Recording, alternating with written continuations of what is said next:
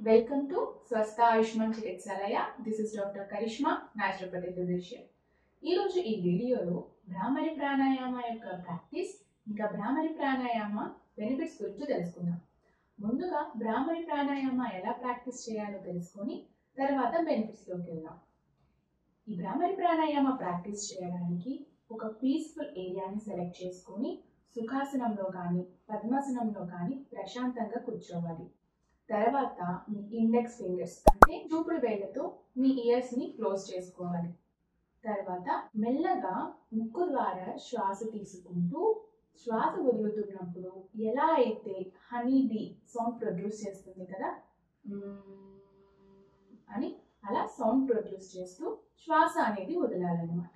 ఇలాగా 7 నుంచి 11 రౌండ్స్ వరకు ఈ ప్రాక్టీస్ చేయవచ్చు. ఇప్పుడు ఈ భ్రామరి ప్రాణాయామ బెనిఫిట్స్ కి కనుక వస్తే, భ్రామరి అంటే హనీ బీ అని అర్థం అన్నమాట.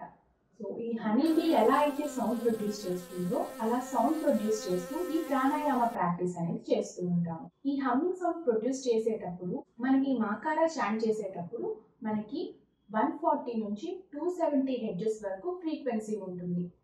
సో ఈ ఫ్రీక్వెన్సీ అనేది మన బాడీకి చాలా యూస్ఫుల్ అవుతుంది. అంటే మన బాడీలో ఉన్న హీలింగ్ ప్రాపర్టీస్ని ఇంప్రూవ్ చేయడానికి యూజ్ అవుతుంది. ఇంకా ఈ వైబ్రేషన్ అనేది మన సెల్స్ని స్టిమ్యులేట్ చేసి సెల్ రిపేర్, రీజనరేషన్, సెల్ గ్రోత్కి యూజ్ అవుతుంది. ఇంకా మన బాడీకి నైట్రోజన్ ఆక్సైడ్ అనేది చాలా అవసరం.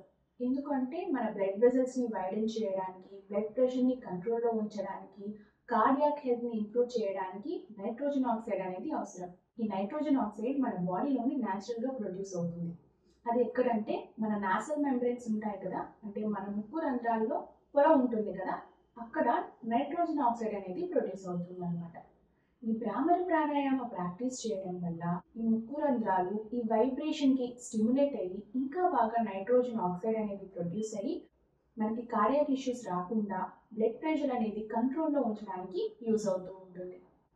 అసలు ఈ వైబ్రేషన్ యొక్క ఇంపార్టెన్స్ ఏంటి అంటే, మన బాడీలో ప్రతి ఒక్క పార్ట్కి, ఆర్గాన్కి, గ్లాండ్కి, హార్మోన్స్కి ప్రతి ఒక్కదానికి ఒక వైబ్రేషన్ అనేది ఉంటుంది.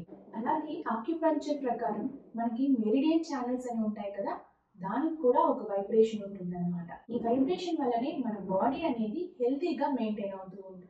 వైబ్రేషన్ అనేది ఎలా ఉంటుంది అంటే, ఎలా అయితే చిన్నప్పుడు అమ్మ మనల్ని పడుకోబెట్టడానికి జోలపాట పాడుతున్నప్పుడు వీపు మీద తడుతూ ఉంటుందో అలాగే ఈ వైబ్రేషన్ కూడా వర్క్ చేస్తుంది.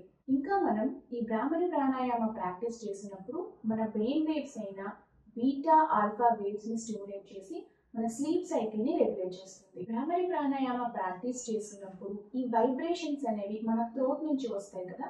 సో మన థ్రోట్ దగ్గర వాగస్ నర్వ్ అని ఉంటుంది. ఇది మనకి లాంగెస్ట్ నర్వ్గా చెప్పుకోవచ్చు. ఇది ప్రతి ఒక్క బాడీ పార్ట్స్కి, అబ్డామినల్ ఆర్గాన్స్కి సప్లై చేస్తూ ఉంటుంది.